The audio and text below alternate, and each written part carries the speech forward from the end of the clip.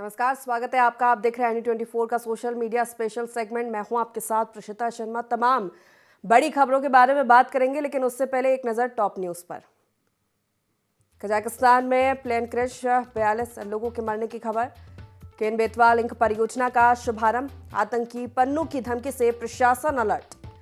CM Vishnudeo Sai ने पूर्व PM Atal Bihari Vajpayee को दी श्रद्धांजलि। पूर्व भारतीय क्रिकेटर विनोद कांबली की बिगड़ी तबीयत।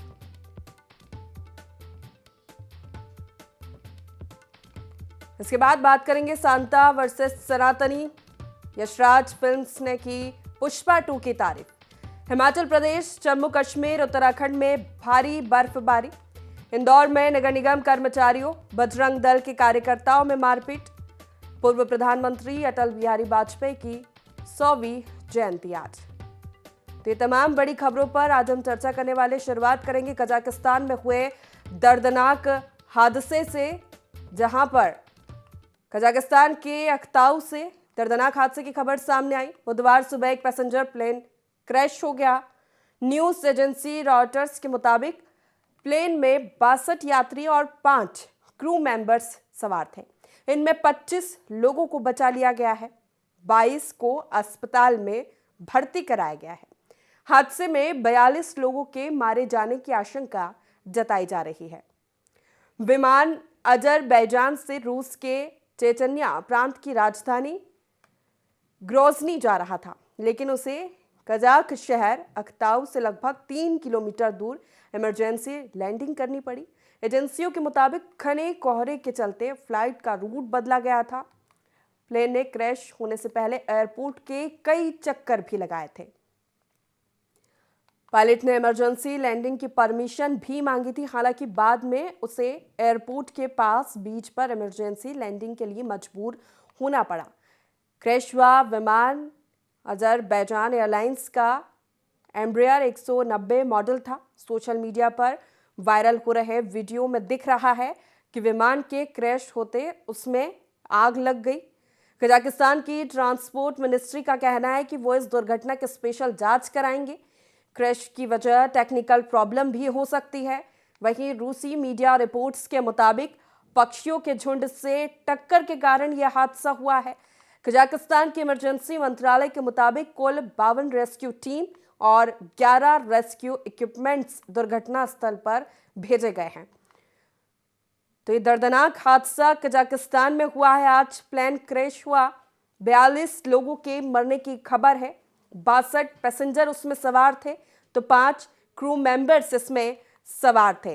ये हादसे का, प्लेन क्रैश होने का वीडियो अब सोशल मीडिया पर सामने आया है और उसमें देखा जा सकता है किस तरह से इमरजेंसी लैंडिंग के दौरान जब प्लेन नीचे उतरता है, नीचे उतरते ही क्रैश होता है और उसमें भयानक आग लग जाती है। हालांकि अब इस पूरे मामले की जांच इमरजेंसी मंत्रालय वहां का कर रहा है, लेकिन बुरी खबर यह है कि 42 लोगों के मरने की खबर सामने आ रही आशंका है और इसी के साथ कई और लोगों के भी मरने की खबर सामने आ सकती है। 62 यात्री सवार थे, 5 क्रू मेंबर्स इस प्लेन में सवार थे। तो सुबह ये प्लेन क्रैश हुआ है कजाकिस्तान में। अजरबैजान से रूस जा रहा था प्लेन और उसके बाद ये वीडियो सामने आता है। तकनीकी खराबी भी बताई जा रही है, तमाम तरह की आशंका है, लेकिन जांच हो रही है। उसके बाद ही स्पष्ट हो पाएगा कि आखिर ये प्लेन क्रैश कैसे हुआ और इसमें अचानक आग लगी और मरने वालों की संख्या कितनी है। हालांकि 22 लोगों को अस्पताल में भर्ती कराया गया है, 25 लोगों को सुरक्षित निकाला गया है। रेस्क्यू टीम्स मौके पर मौजूद है।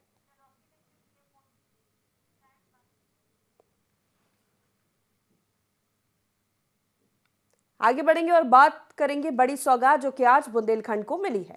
प्रधानमंत्री नरेंद्र मोदी ने खजुराहो में केन बेतवा लिंक परियोजना का शिलान्यास किया। इसके अलावा उन्होंने Omkareshwar floating solar power plant का भी उद्घाटन किया है। इस मौके पर पूर्व पीएम अटल बिहारी वाजपेयी के जीवन पर आधारित एक लघु फिल्म का प्रदर्शन किया गया। वाजपेयी पर डाक टिकट जारी किया गया है। प्रधानमंत्री ने यहां अपने संबोधन की शुरुआत बुंदेलखंडी में की। कहा, वीरों की धरती ये बुंदेलखंड पर रहे बे बारे सभी जनन को हमारी तरफ से हाथ जोड़ के राम राम पहुंचे। उन्होंने अपनी स्पीच में पूर्व प्रधानमंत्री अटल बिहारी वाजपेयी और बाबा साहेब अम्बेडकर का जिक्र भी किया। उन्होंने कहा, देश में पानी से जुड़ी योजनाओं का क्रेडिट अम्बेडकर को जाता है, लेकिन कांग्रेस ने कभी बाबा साहेब को इसका श्रेय नहीं दिया, लोगों को पता भी नहीं चलने दिया। आगे पीएम मोदी ने कहा, एमपी में आज हजारों करोड़ रुपए के विकास परियोजना की शुरुआत हुई है। आज बहुत प्रेरणादायी दिन है। आज अटल जी की जन्म जयंती है। आज उनके जन्म के 100 साल हो रहे हैं। उन्होंने मुझ जैसे कई कार्यकर्ताओं को सिखाया है। देश के विकास में अटल जी का योगदान हमारे स्मृति पटल पर अटल रहेगा।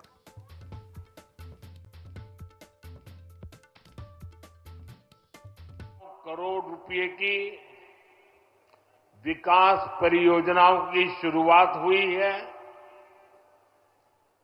आज ऐतिहासिक केन बेतवा लिंक परियोजना का, दौधन बांध का शिलान्यास भी हुआ है। आज भारत रत्न अटल जी के जन्म के 100 साल हो रहे हैं। अटल जी की जयंती का ये पर्व सुशासन की, सुसेवा की हमारी प्रेरणा का भी पर्व है। बरसों बरसों तक उन्होंने मुझ जैसे अनेक कार्यकर्ताओं को सिखाया है, संस्कारित किया है। देश के विकास में अटल जी का योगदान हमेशा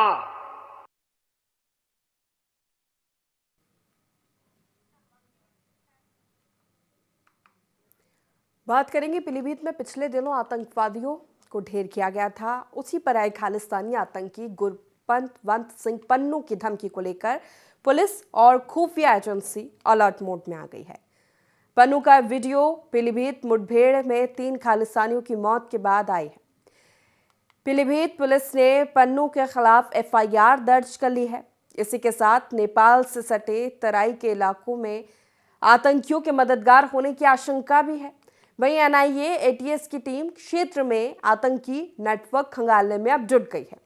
दरअसल पन्नू ने आगामी महाकुंभ को लेकर धमकी देते हुए सोशल मीडिया पर एक वीडियो वायरल किया है, जिसमें उसने कहा कि भारत के लोग 14 जनवरी, 29 जनवरी और 3 फरवरी का दिन याद कर लें। पन्नू वर्तमान समय में अमेरिका में रह रहा है और मारे गए खालिस्तानी आतंकियों को निर्दोष बता रहा है। पन्नू की धमकी के बाद पुलिस ने उत्तर प्रदेश की पीलीभीत से प्रयागराज तक सतर्कता बरतना शुरू कर दी है। पीलीभीत पुलिस का कहना है कि बिना लोकल सपोर्ट के जिले में प्रवेश नहीं कर सकते हैं। पन्नू के खिलाफ पीलीभीत साइबर थाने में मुकदमा दर्ज कर लिया गया है। आतंकी पन्नू की धमकी के बाद से अब प्रशासन अलर्ट मोड पर आ गया है। किस तरह से अब पूरा काम किया जा रहा है, क्या कुछ अधिकारियों का कहना है, आपको सुनवाते हैं।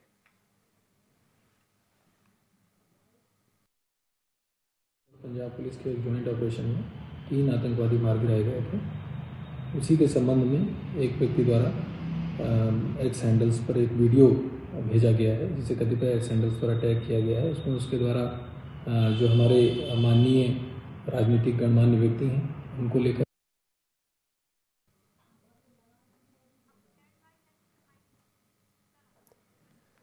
तो जिस तरह से पीलीभीत में पिछले दिनों 3 आतंकवादियों को ढेर किया गया था, उसके बाद अब आतंकी पन्नू की ओर से यह धमकी आई है। प्रयागराज में होने वाले महाकुंभ को लेकर ये धमकी उसने दी है।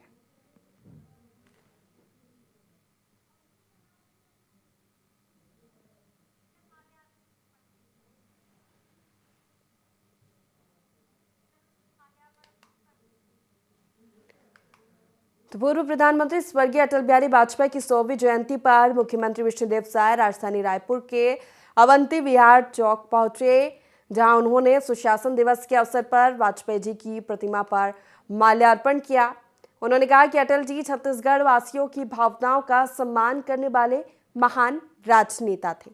अटल जी का नेतृत्व, दूरदृष्टि और जनसेवा के प्रति उनकी प्रतिबद्धता हम सभी के लिए प्रेरणा का स्रोत है। उनकी नीतियों और विचारों ने भारत को एक नई दिशा दी है। उन्होंने कहा, अटल जी के सपनों को साकार करते हुए छत्तीसगढ़ तेजी से विकास की ओर अग्रसर है।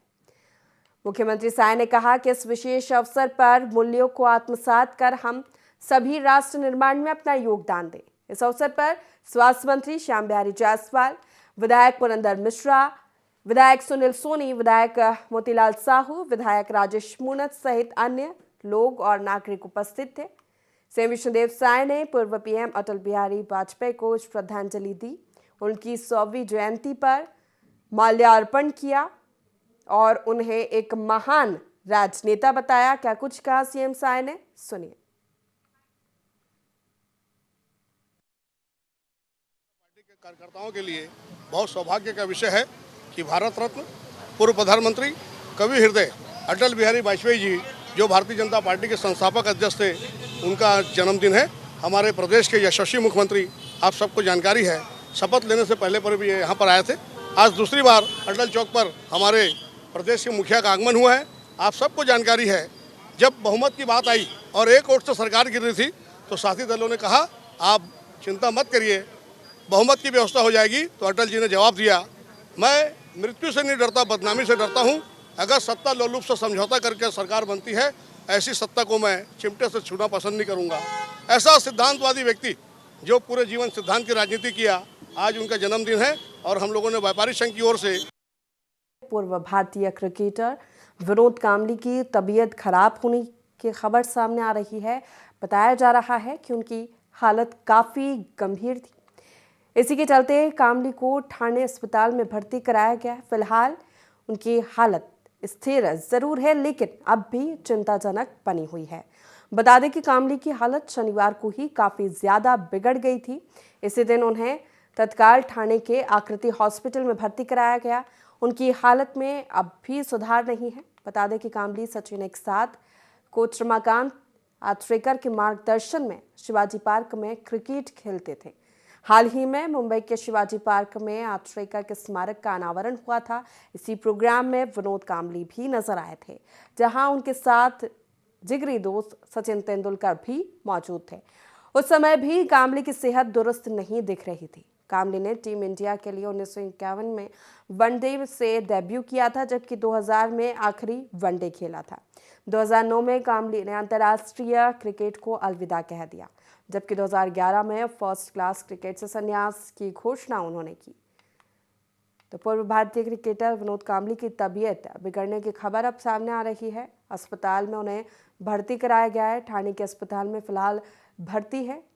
1991 में टीम इंडिया के लिए उन्होंने डेब्यू किया था। 2000 में आखिरी वनडे उन्होंने खेला था और 2009 में अंतर्राष्ट्रीय क्रिकेट से उन्होंने संन्यास लिया। 2011 में फर्स्ट क्लास क्रिकेट से भी संन्यास लेने की घोषणा उन्होंने कर दी। ठाणे के अस्पताल में स्थिर उनकी हालत बनी हुई है।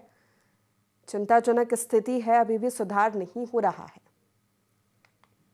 तो चलिए इसी के साथ आगे बढ़ेंगे और खबर आपको बताएंगे मध्य प्रदेश के इंदौर से। मध्य प्रदेश के इंदौर में हिंदू जागरण मंच के कार्यकर्ताओं ने बीच रास्ते में रुककर एक डिलीवरी बॉय की पहनी हुई सांता क्लॉज की ड्रेस उतरवा दी। दरअसल जोमेटो का डिलीवरी बॉय सांता क्लॉज की ड्रेस पहनकर फूड डिलीवरी कर रहा था। इसी दौरान हिंदू जागरण मंच के कार्यकर्ताओं ने उसे बीच रास्ते में रोक दिया और उसकी ड्रेस उतरवा दी। इसका वीडियो भी सामने आया, जो कि टीवी स्क्रीन पर आपको दिखा रहे। कार्यकर्ताओं का सवाल था कि जब हिंदू त्योहार होते हैं तब भगवा पहनकर भगवान राम बनकर क्यों नहीं जाते। उन्होंने जोमेटो से सवाल करते हुए कहा कि हिंदुओं के त्योहार पर संदेश देने का काम नहीं करते हो, सिर्फ मुस्लिम और ईसाई त्योहार पर ही सारे संदेश याद आते हैं।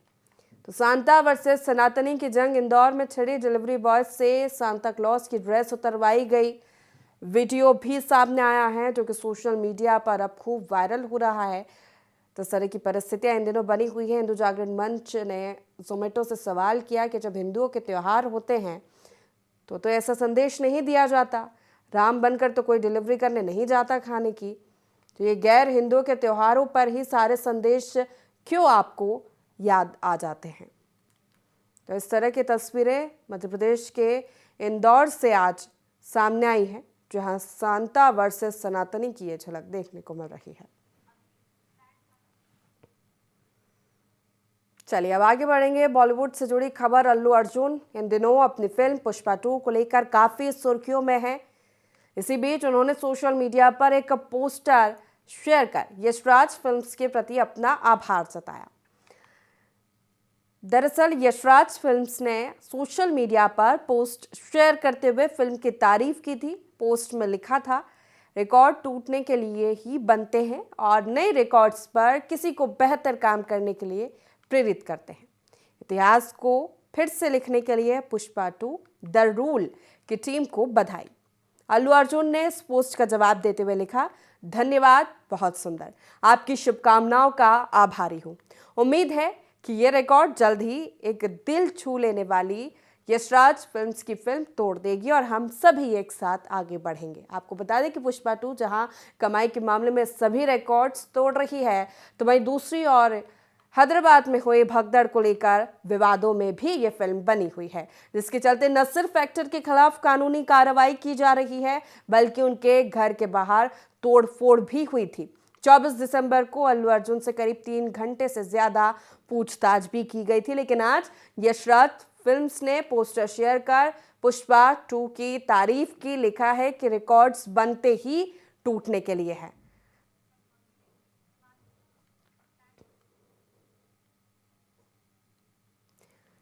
आगे बढ़ेंगे, बात करेंगे बर्फबारी को लेकर। जिस तरह से ठंड बढ़ रही है, जम्मू कश्मीर, उत्तराखंड और हिमाचल प्रदेश में बर्फबारी भी हो रही है। लाहौल और स्पीति का कुकुमसेरी सबसे ठंडा रहा। यहां रात का तापमान -6.9 डिग्री सेल्सियस से नीचे चला गया। हिमाचल में बर्फबारी के बाद 3 नेशनल हाईवे समेत 223 सड़कें बंद कर दी गई हैं।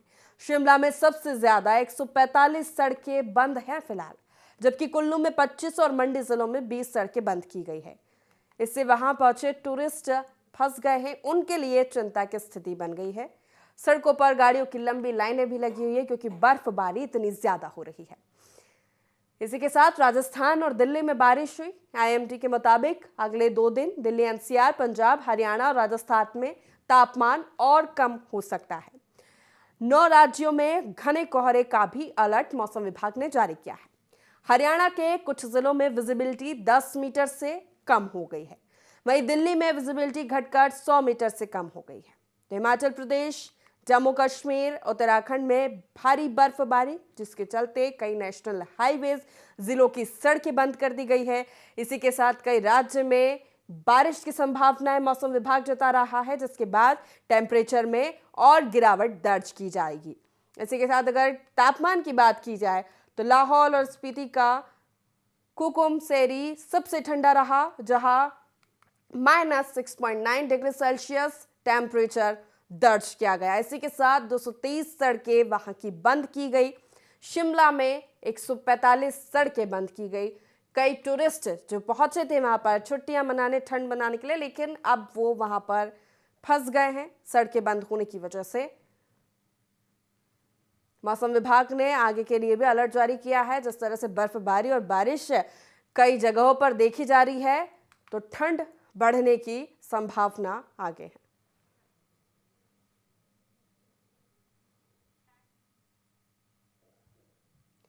अब बात करें उत्तर प्रदेश के लखनऊ में भारत रत्न पूर्व प्रधानमंत्री अटल बिहारी वाजपेयी जी की 100वीं जयंती पर मुख्यमंत्री योगी आदित्यनाथ ने बीजेपी प्रदेश कार्यालय में आयोजित विशेष प्रदर्शनी का उद्घाटन उन्होंने किया। इस दौरान उन्होंने अटल जी के चित्र पर पुष्पांजलि अर्पित कर उन्हें नमन किया। साथ ही उन्होंने कटआउट के साथ फोटो भी अपनी खिंचवाई। प्रदर्शनी में अटल जी के छात्र जीवन से लेकर उनके प्रभावशाली राजनीतिक सफर को क्रमवार ढंग से प्रस्तुत किया गया है। सीएम योगी आदित्यनाथ ने कहा कि जननायक भारतीय राजनीति के अजात शत्रु, हम सभी के प्रेरणा स्रोत, पूर्व प्रधानमंत्री भारत रत्न श्रद्धेय अटल बिहारी वाजपेयी जी की जयंती पर उन्हें नमन एवं प्रदेशवासियों को सुशासन दिवस की हार्दिक बधाई। उत्कृष्ट लोकतांत्रिक और मानवीय मूल्यों को धारण करने वाला उनका ऋषि तुल्य जीवन हम सभी के लिए पाथेय है। तो कल कवि नवोदित जो कवि हैं, काव्य पाठ, जो अटल जी एक कवि भी थे, उनकी कविताएं बड़ी प्रसिद्ध रही हैं। उससे संबंधित काव्य पाठ का आयोजन भी किया गया और मुझे प्रसन्नता है कि युवाओं ने इसमें बड़ी रुचि ली।